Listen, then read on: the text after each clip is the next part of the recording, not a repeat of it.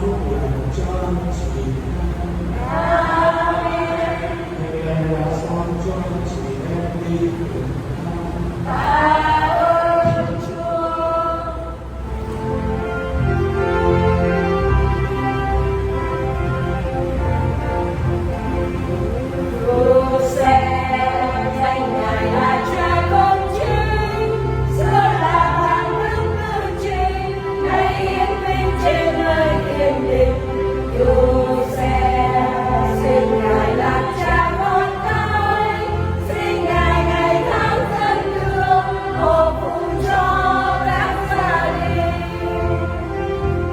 Chúa